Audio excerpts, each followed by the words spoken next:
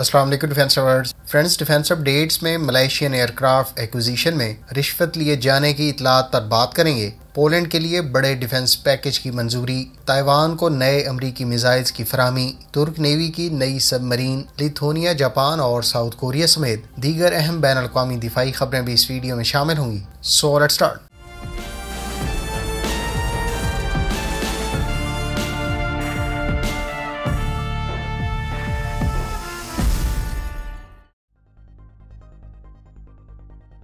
Friends, Malaysia की air force ने light combat aircraft की एक्विजिशन के लिए चंद हफ्ते पहले कोरियन एरोस्पेस इंडस्ट्रीज के FA-50 तैयारे का इंतखाब किया था। मलेशियन एयरफोर्स के लिए 18 FA-50 तैयारों से मुतालिक कॉन्ट्रैक्ट की मालियत 950 से लेकर $960 मिलियन बताई गई थी। ताहम ताज़ा तरीन इतलात के मुताबिक मलेशियन एंटी करप्शन कमीशन यानी MACC ने इस एयरक्राफ्ट एक्विजिशन में मुबैना करप्शन की तहकीकात का आगाज कर दिया है। इस कंपटीशन में शिरकत करने वाली एक कंपनी की जानिब से इस बारे में शिकायत दर्ज करवाई गई है। याद रहे कि मलेशियन एयरफोर्स की light combat plus trainer aircraft acquisition program में रूस ने अपने याक 130 और MiG-35 के साथ, जबकि पाकिस्तान और चीन JF-17 थंडर ब्रावो के साथ और इंडिया अपने तेजस के साथ, जबकि इटालियन लेनार्डो ने अपने M346 के साथ कम्पीट किया था। इसके अलावा कोरियन एरोस्पेस इंडस्ट्रीज अपने FA-50 और तुर्की अपने हुरजेट के साथ इस कंपटीशन में शामिल थे। अब तक की मालूमात के मुताबिक FA-50 तैयारों के इंतखाब में जल्दबाजी का मुजाहरा किया गया है और इस एक्विजिशन के सिलसिले में OEM यानी ओरिजिनल इक्विपमेंट मैन्युफैक्चरर की फैसिलिटी या फैक्ट्री का दौरा भी नहीं किया गया, जिसका मकसद प्रॉपर वेरिफिकेशन, इवैल्यूएशन और कंपैरिजन था।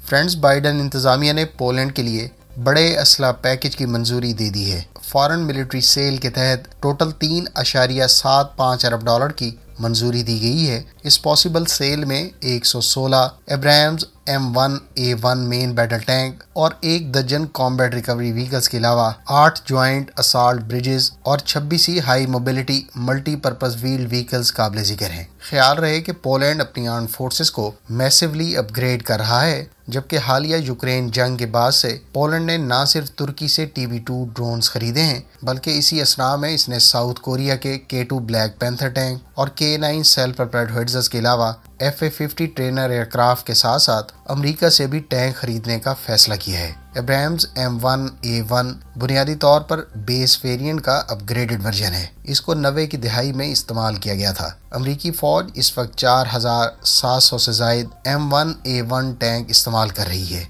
जनरल डायनामिक्स ने चंद हफ्ते पहले एब्राम्स X भी मुतारिफ कराया है, जिसको इस टैंक का नेक्स्ट जनरेशन वर्जन करार दिया गया है। फ्रेंड्स, अगर आप एब्राम्स X के बारे में मजीद जानना चाहते हैं तो इस टॉपिक पर हमारी डिटेल वीडियो पहले ही चैनल पर मौजूद है।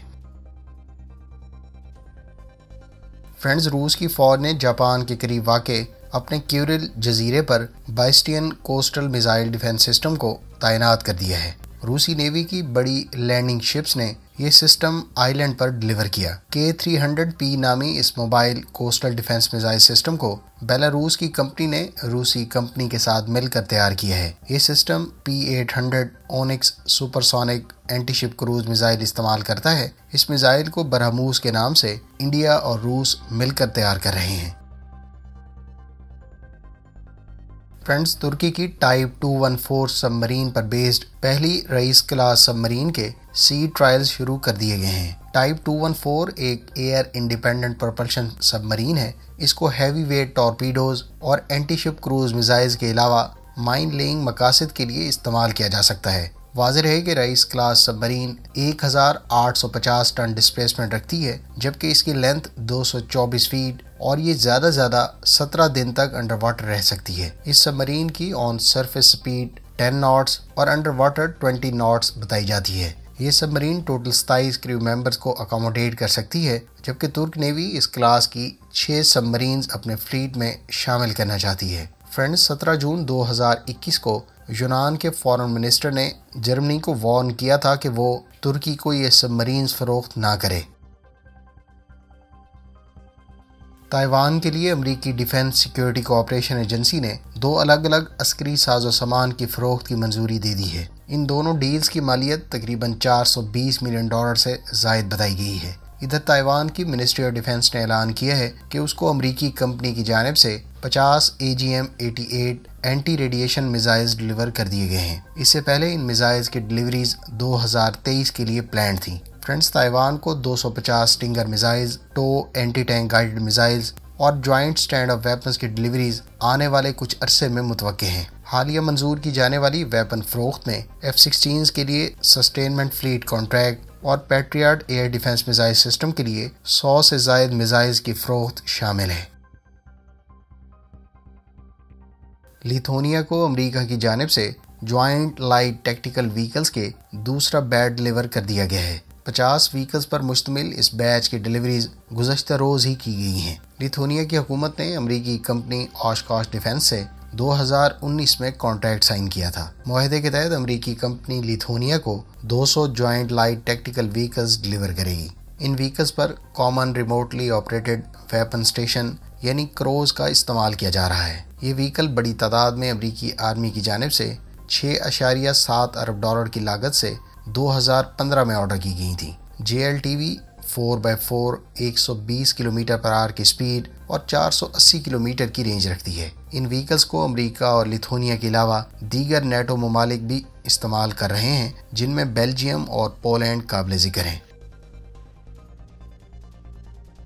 फ्रेंड्स, बाइडन इंतजामिया ने साउथ कोरिया के लिए बोइंग कंपनी के तैयार करदा CH-47F चिनोक हेलीकॉप्टर्स की फरोख्त की मंजूरी दे दी है। इससे पहले जुलाई में रिपोर्ट किया गया था कि south Korean defence project promotion committee ने अनस्पेसिफाइड नंबर्स में CH-47F हेलीकॉप्टर्स बोइंग से खरीदने का ऐलान किया है। इन CH-47F हेलीकॉप्टर से कोरियन एयरफोर्स के ज़ेरे इस्तेमाल CH-47Ds को रिप्लेस किया जाना है। ताज़ा तरीन इतलात के मुताबिक US defence security cooperation agency ने जनूबी कोरिया को 18 बोइंग CH-47F हेलीकॉप्टर्स की फरोख्त की मंजूरी दी है। इस डील की मालियत 1.5 अरब डॉलर मुतवक्के है। याद रहे कि CH-47F बोइंग के चिनोक हेलीकॉप्टर का लेटेस्ट वर्जन है, जबकि इस हेलीकॉप्टर को सबसे पहले 1962 में मुतारिफ कराया गया था। दूसरी जानिब साउथ कोरिया ने CH-47D हेलीकॉप्टर को सबसे पहले 1980s में अपनी सर्विस में इंडक्ट किया था। फ्रेंड्स, चीन की जानिब से तैयार की जाने वाली type 71E amphibious transport dog, जिसको बुनियादी तौर पर थाईलैंड के लिए तैयार किया गया है, उसने सी ट्रायल्स मुकम्मल कर लिए हैं। याद रहे कि टाइप 71 इस वक्त Chinese People's Liberation Army Navy के भी ज़ेरे इस्तेमाल है। ये शिप 600 से लेकर 800 ट्रूप्स को अकोमोडेट कर सकती है, जबकि इस पर हेलीकॉप्टर को लैंड करने के लिए 2 लैंडिंग स्पॉट्स भी मौजूद हैं। इस पर एक वक्त में Z8 हैवी ट्रांसपोर्ट हेलीकॉप्टर्स को लैंड किया जा सकता है। टाइप 71 एम्फीबियस ट्रांसपोर्ट डॉग या LPD पर सेल्फ डिफेंस के लिए AK-630 नामी 30 मिलीमीटर के क्लोज इन वेपन सिस्टम और 4-18 ट्यूब पर मुश्तमिल टाइप 7-6 डिकॉयल लॉन्चर्स भी दिए गए हैं। इस LPD पर एक 76 मिलीमीटर की मेन गन भी ऑफर की जा रही है। फ्रेंड्स, रूस के बारे में इतलात हैं कि उसने 200 नए T-90M main battle tank Luhansk region में मौजूद फोर्सेस के हवाले कर दिए हैं। वाज़ेह है कि हालिया यूक्रेन जंग के आगाज से कुछ अर्सा बाद यूक्रेन के इस लुहांस्क रीजन को रूस ने अपने मुल्क में जम करने का ऐलान किया था। T-90M बुनियादी तौर पर T-90 का मोस्ट लेटेस्ट वर्जन है और इसको 125 मिलीमीटर की नई स्मूथ बोर गन, जिससे एंटी टैंक गाइडेड मिसाइल को भी फायर किया जा सकता है, इसके अलावा बेहतर प्रोटेक्शन सिस्टम से इक्विप किया गया है। इस टैंक पर एक 12.7 मिलीमीटर की हैवी मशीन गन के अलावा एक 7.62 मिलीमीटर की भी गन ऑफर की जा रही है। T-90M पर 1000 हॉर्स पावर का इंजन इस्तेमाल किया जा रहा है। ये टैंक 60 किलोमीटर पर आवर की मैक्सिमम स्पीड के साथ 550 किलोमीटर की रेंज रखता है। इस टैंक को ऑपरेट करने के लिए 3 क्रू मेंबर्स की जरूरत है, जबकि इसका वजन 46.5 टन बताया गया है। हालिया यूक्रेन जंग में यूक्रेन की जानिब से बहुत से अमरीकी और यूरोपीय साख्ता एंटी टैंक गाइडेड मिसाइल से रूस की फौज के ज़ेरे इस्तेमाल बहुत से T-90 टैंक्स को कामयाबी से निशाना बनाया गया।